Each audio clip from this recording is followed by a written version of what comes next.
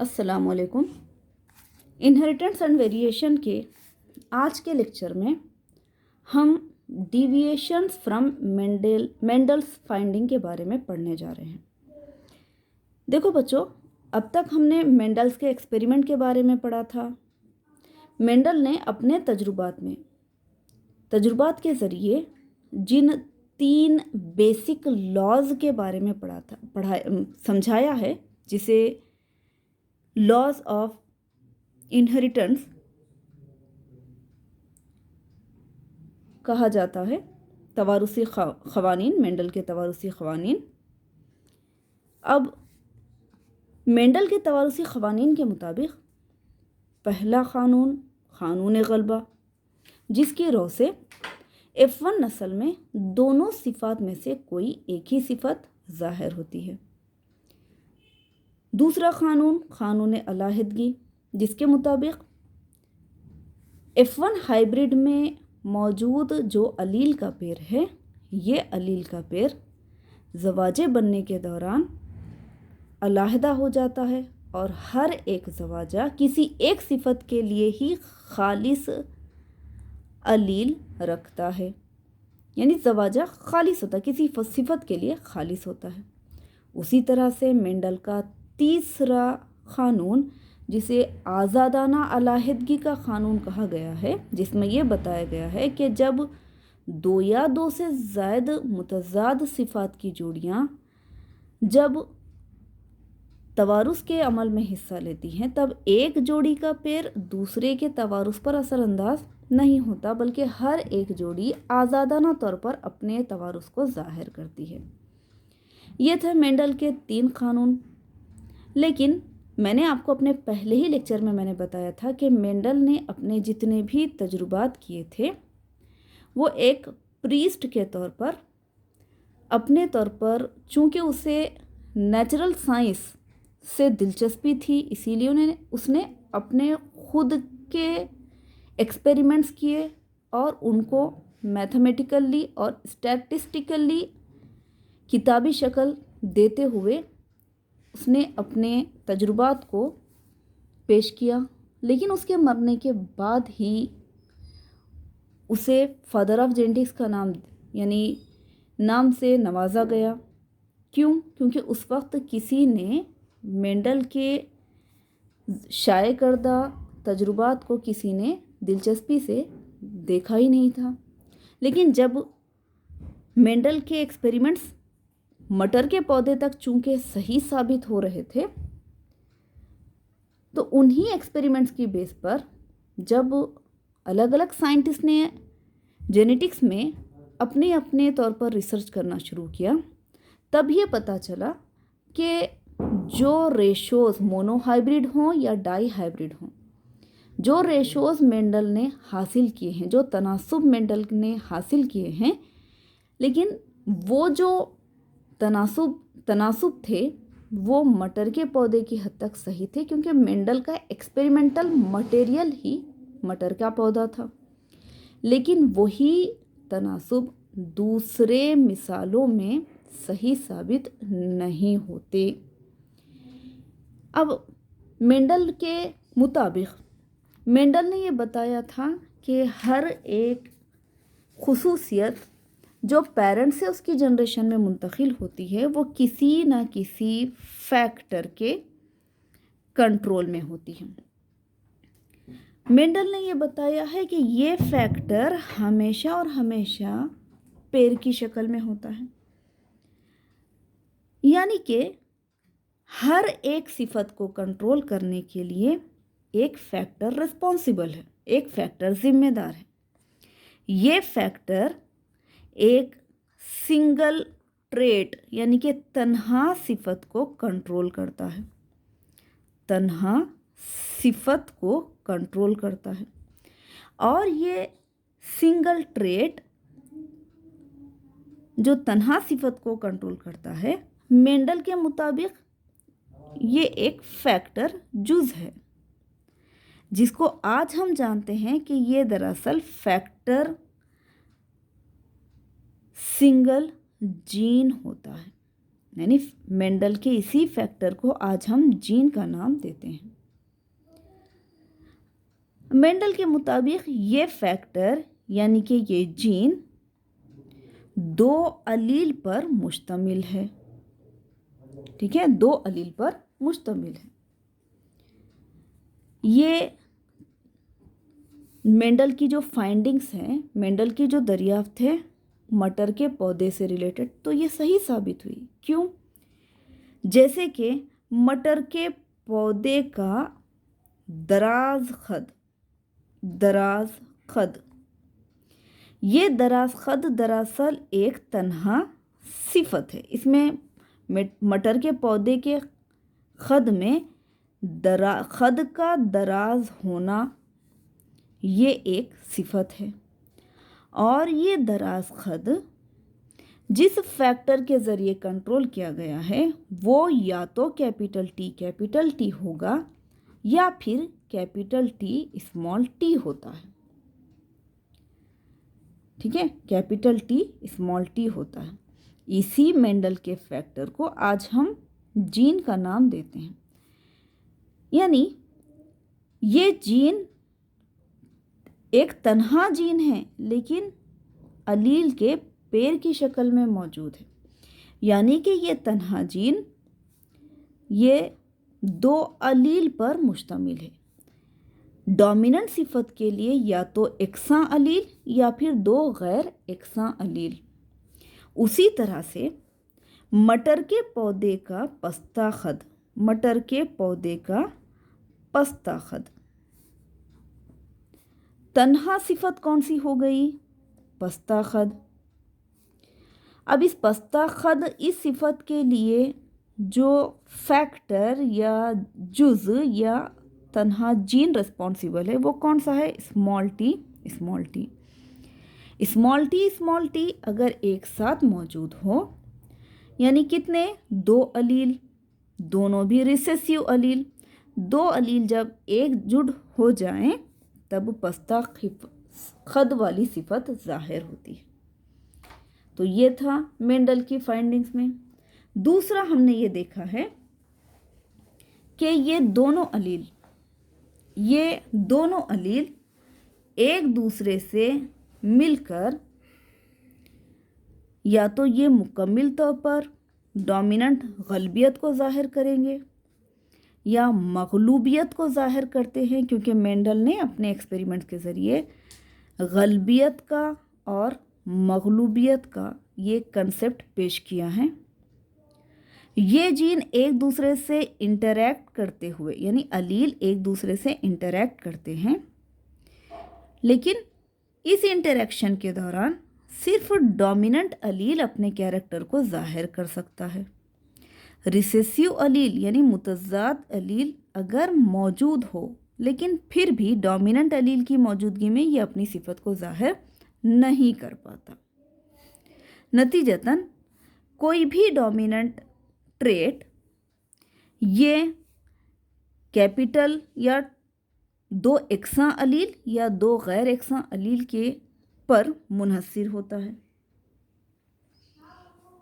यानी इसका मतलब ये हुआ कि जब 2 गैर एकसा अलील अगर किसी सिफत को कंट्रोल करते हैं तब 2 गैर एकसा अलील यानी हेटेरोजाइगस कंडीशन में एक अलील अपने मुतज़ाद अलील पर कंप्लीटली डोमिनेंट होता है, मुकम्मिल तौर पर गलबा रखता है।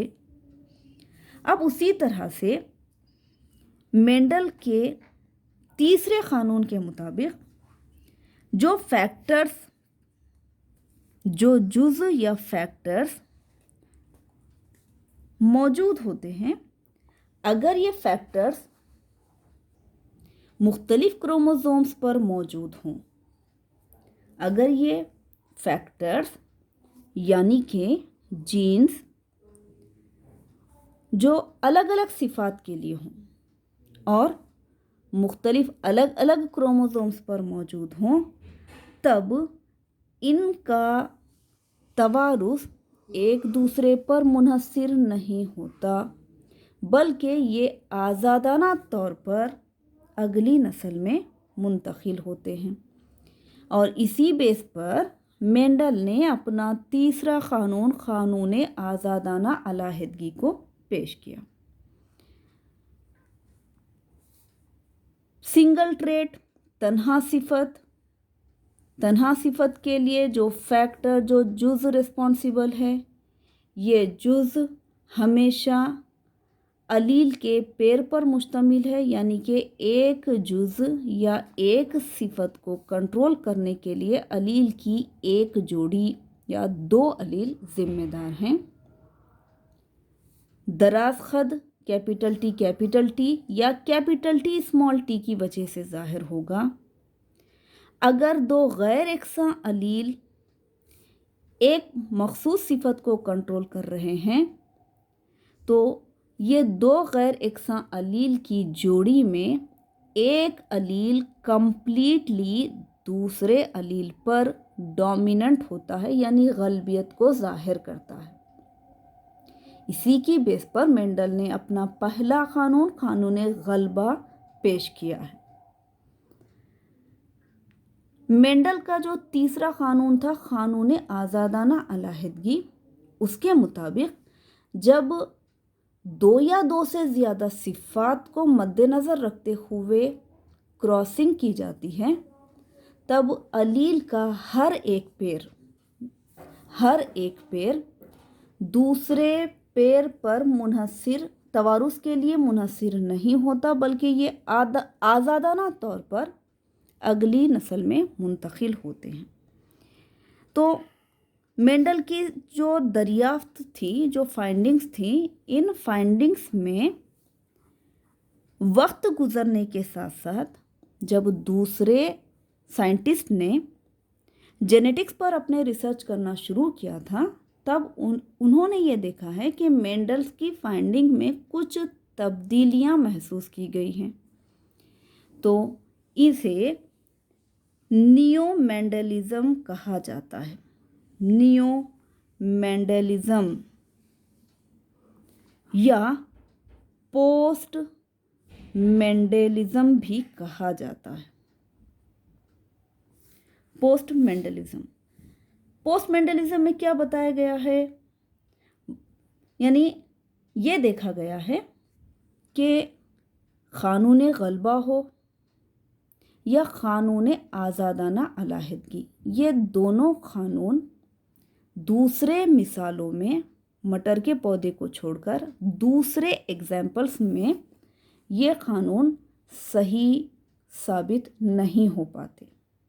सिर्फ और सिर्फ कानून अलहदगी, law of segregation, universally acceptable है, क्योंकि मेंडल ने ये बताया था कि हर फैक्टर के लिए जब अलील की एक पेयर या एक जोड़ी या दो अलील जिम्मेदार होते हैं, तब ये अलील ज़वाजों के बनने के दौरान ये अलील का पेयर अलहदा हो जाता है।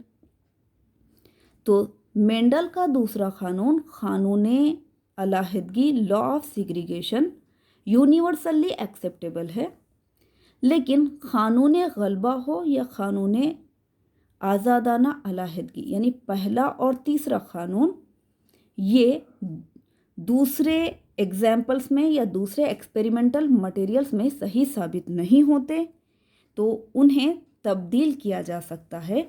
उसी तब्दीली को डिविएशंस कहा जाएगा, यानी जो मेंडल के जो रेशोज़ हासिल हुए हैं, वो रेशोज़ में तब्दीली महसूस की गई, तो उसी को नियो मेंडलिज्म कहा गया है।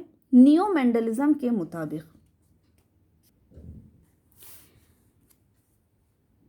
सिंगल ट्रेट यानी तन्हा सिफत,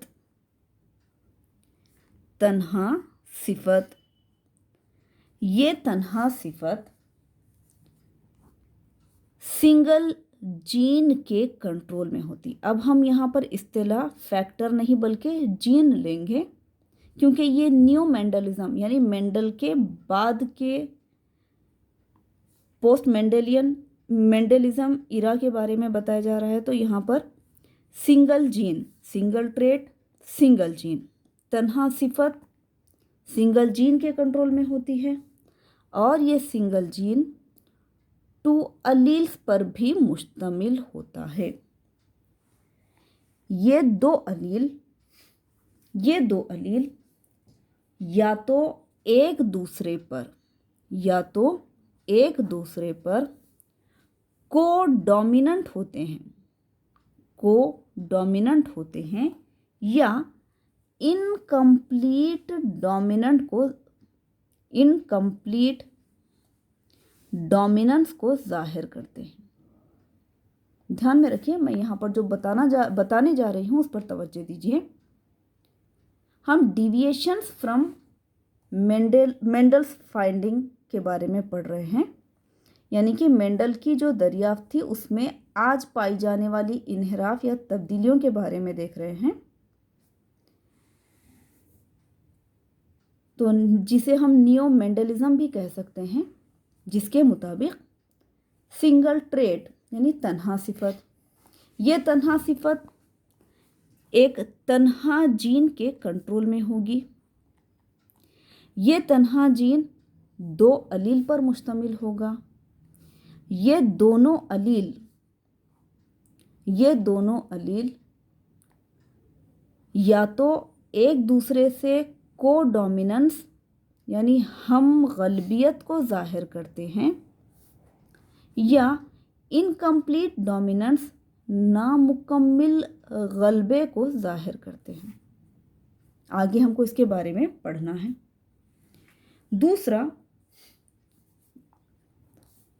दूसरा सिंगल ट्रेट तन्हा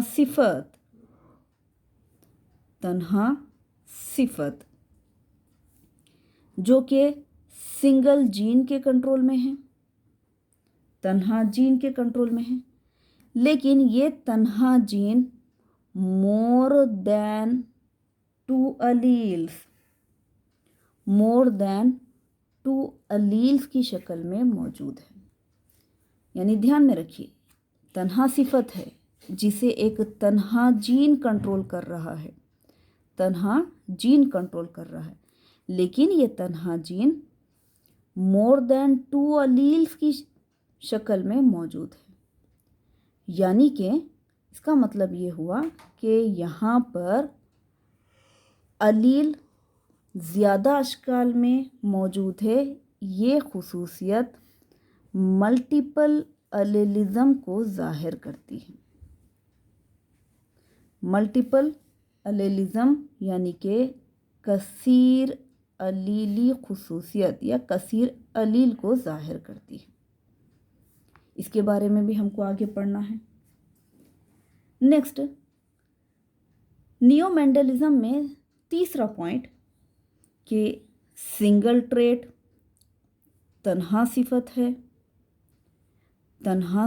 है, लेकिन ये तन्हा सिफत मोर देन 1 जीन, यहाँ पर ध्यान में रखिए, यहाँ तन्हा सिफत को कंट्रोल के लिए, तन्हा सिफत की कंट्रोल के लिए तन्हा जीन नहीं बल्कि मोर देन 1 जीन, एक से जायद जीन यहाँ पर इसे कंट्रोल करें। सिफत एक ही है, लेकिन ये एक सिफत किसी एक जीन के कंट्रोल में नहीं है बल्कि एक से ज़ायद जीन के कंट्रोल में है। तब इसे कहा जाता है पॉलीजीनिक इनहेरिटेंस। पॉली कसीर, जीनी यानी कि कसीर जीनी तवारुस। पॉलीजीनिक इनहेरिटेंस, कसीर जीनी तवारुस। कुछ मिसालें ऐसी हैं जिसमें सिफत एक रहेगी, लेकिन इस एक सिफत के लिए एक तन्हा जीन नहीं बल्कि एक से ज़ायद जीन दरकार हैं। एक से ज़ायद जीन यानी यहाँ पर 2 से ज़ायद अलील दरकार हैं, चूंकि जीन एक से ज़ायद हैं इसीलिए इसको पॉलीजीनिक इनहेरिटेंस कसीर जीनी तवारुस कहा जाता है। नेक्स्ट, सिंगल जीन, एक तन्हा जीन। ये तन्हा जीन जो कि मोर देन वन ट्रेट, एक से जायद सिफात को कंट्रोल करता है। यहाँ पर देखिए, तन्हा सिफत के लिए एक से जायद जीन, लेकिन एक तन्हा जीन, अगर एक तन्हा जीन एक से ज़ायद सिफात को काबू में रखता है तब इसे प्लियोट्रॉपी कहते हैं। क्या कहते हैं? प्लियोट्रॉपी। तो नियो मेंडलिज्म में हमको codominance, incomplete dominance, multiple एलीलिज्म, polygenic inheritance और प्लियोट्रॉपी के बारे में पढ़ना है। ठीक है, तो इसका मतलब ये हुआ कि एक फैक्टर या वन ट्रेट या सिंगल सिफत जो कि एक जीन के कंट्रोल में है, एक जीन के कंट्रोल में है और ये जीन 2 अलील्स की शक्ल में मौजूद होता है।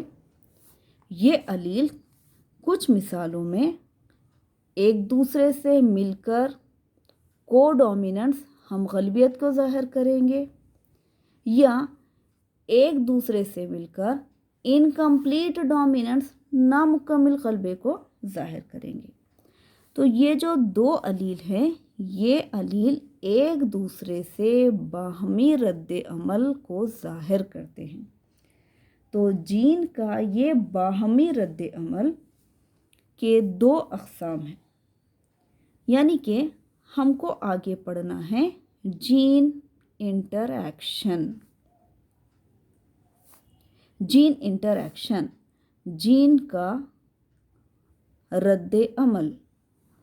अब हमको ये मालूम है जीन मतलब 2 अलील, 2 अलील का आपसी रद्द अमल क्या होगा। जीन इंटरैक्शन के 2 अक़साम होते हैं। एक है इंट्राजीनिक इंटरैक्शन,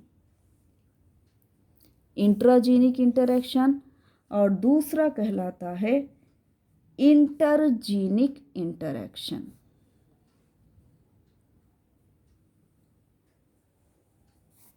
ठीक है, इंट्राजीनिक इंटरैक्शन और इंटरजीनिक इंटरैक्शन।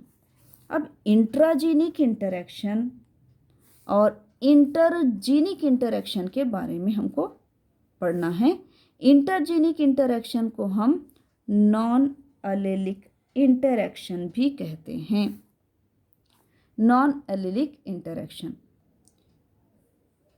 तो इंट्राजीनिक इंटरैक्शन क्या है, इंटरजीनिक इंटरैक्शन क्या है, ये हम नेक्स्ट पीरियड में आगे कंटिन्यू करेंगे। ठीक है, यहाँ तक रहने दें। जीन का रद्द अमल, जीन इंटरैक्शन के बारे में हमको नेक्स्ट पीरियड में पढ़ना है। यहाँ तक रहने दें। अल्लाह हाफिज़।